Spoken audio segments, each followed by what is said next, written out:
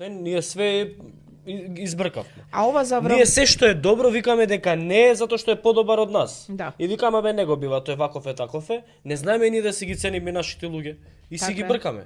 И луѓето си наоѓаат нормално таму кај што ги ценат, таму ствараат имења, ствараат дополнителна добивка за општеството.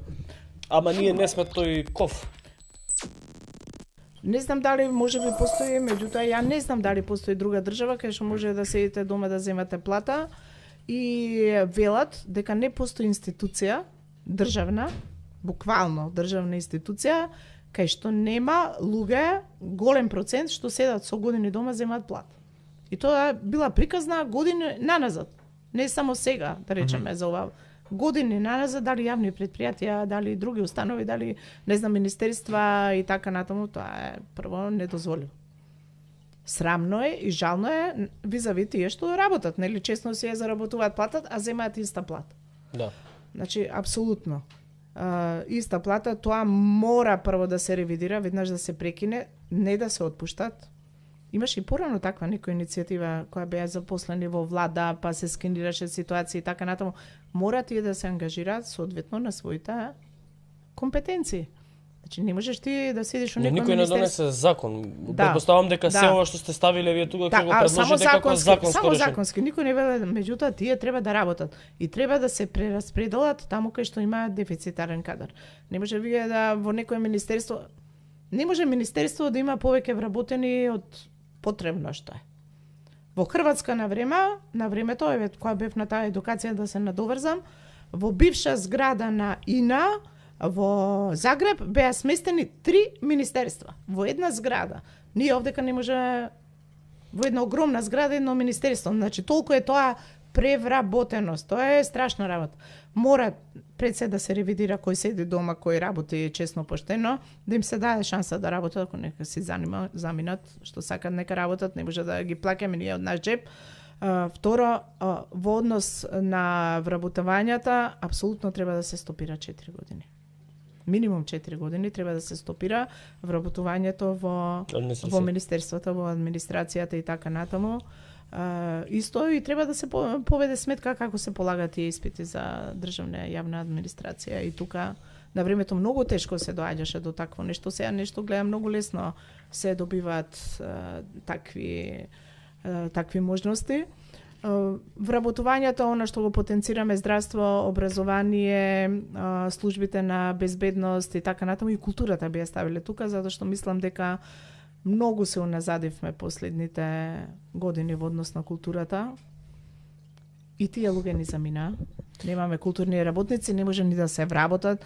Значи имаме врвни глумци што сега ни работат, конкретно на една моја пријателка работи во Белград. Замина. Ама сите работат до тука во Белград, сите добри актери, филмски работници, театарски работници, музичари, сите работат во Белград. Значи ние не само актерите и музичарите, сите се ние ги извезуваме, едноставно им даваме им шанса тука. Све извезуваме. Дарко Димитров, на пример, интересен пример, он води сега музичко шоу во Србија. Да. Сакав едно. Не, ама ние све избркавме. А ова за Ние се што е добро викаме дека не е затоа што е подобар од нас. Да. И викаме бе него бива, тој ваков е таков е, не знаеме ни да си ги цениме нашите луѓе и си ги бркаме. И луѓето си наоѓаат нормално таму кај што ги ценат, таму ствараат имења, ствараат дополнителна добивка за општеството. Ама ние не сме тој ков. А иначе за судството или тие истражни органи така апсолутно треба да има нови кадри, поготово од тој нема да наречам стручен персонал. Стручните служби, што се исто така битна алка во целиот тој систем, едноставно не може да постигнат.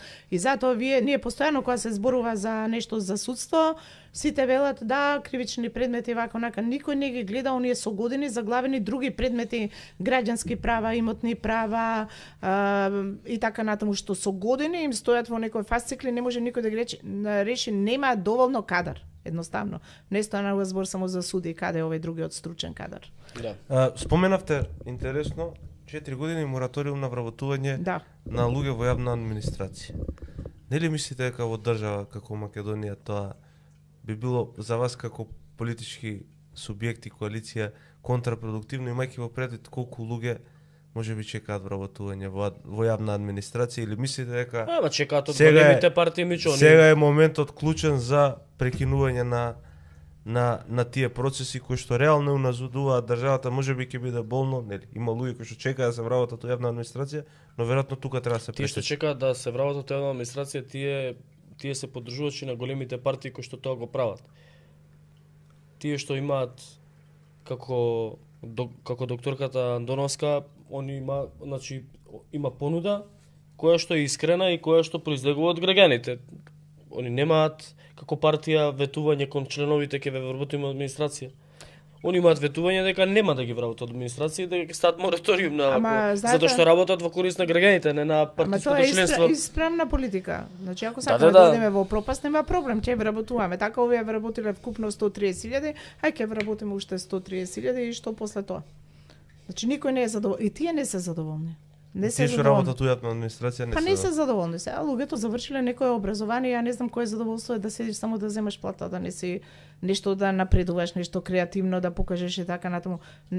Точно непопуларна мерка усред избори им кажуваш да, ја нема да вработувам во јавна администрација.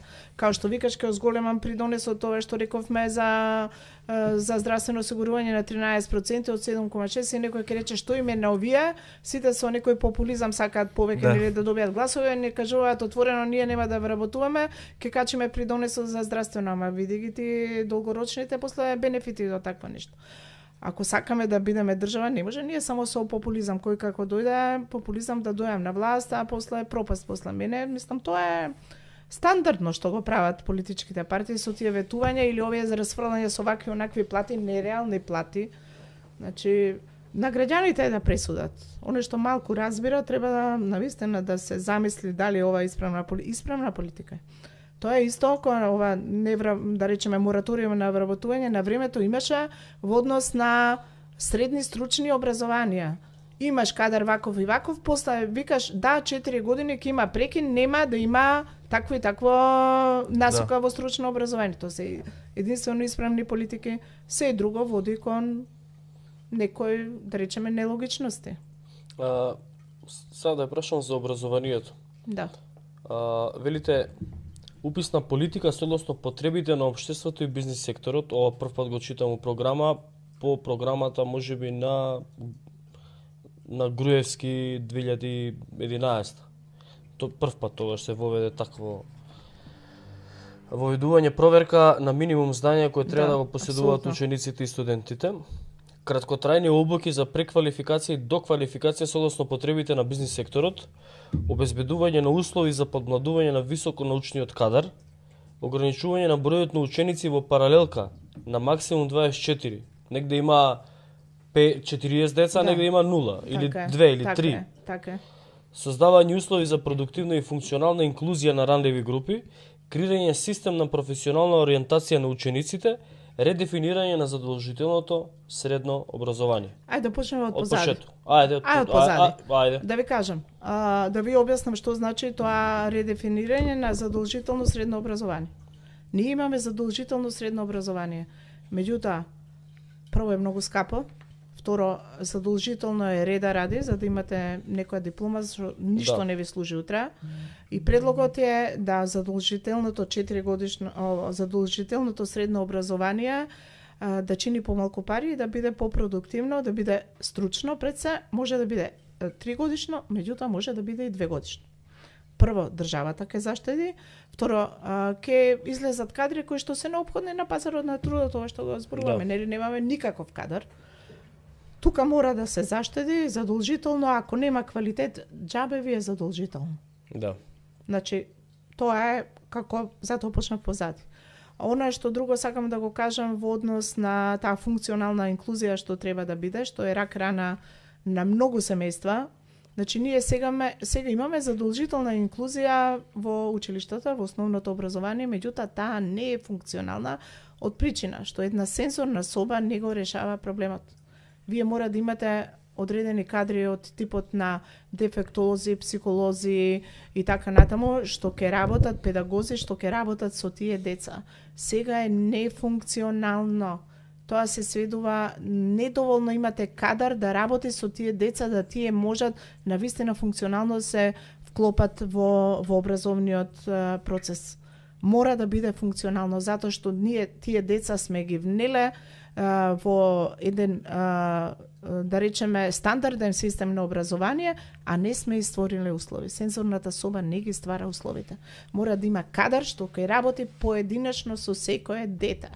Тука мора да постигнеме некој стандард, тука немаме доволно кадри.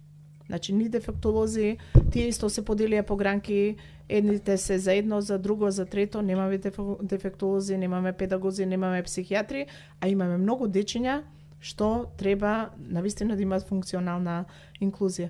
Во однос на тоа квалификации, доквалификации, тоа е многу јасно. Исто пазарот на трудот. Ограничување на број на ученици во паралелка на максимум 24. Тоа што значи? Максимум 24. Ако ви имате помалку, прво, поголем број е нефункционален број. Нели не може нормално да се одржува наставата. Меѓутоа, минимален број, тоа е неисплатливо, апсолутно. Вие имате во одредени делови имате 5 ученик. Да. И врзувате кадар. Државата е должна да обезбеди превоз, да обезбеди и оброк, ако треба, така за тие ученици, кај се ги пренесе од местото кај што живеат во друго училиште, мора тоа да се рационализира. Имаше некој тренд на затварање, намален број на основни училишта, меѓутоа тоа беше од други причини, од иселување. Меѓутоа ова мора да биде функционално. Значи, да не бидат поголеми од 24 за да има квалитет, меѓутоа ако е мала бројката, тие училишта треба и да се затворат, а на децата да им се овозможи транспорт и оброк.